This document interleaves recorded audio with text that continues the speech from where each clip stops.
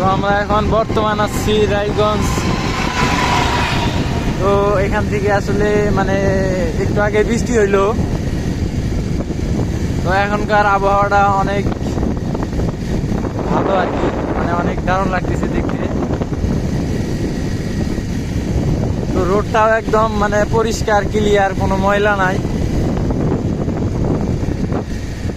একদম মনোরম একটা পরিবেশ। মানে বৃষ্টি পড়াতে কোনো ধুলাবালি আর কি উঠতেছে না, খুবই ভালো লাগতেছে মুহূর্তটা, খুবই ভালো।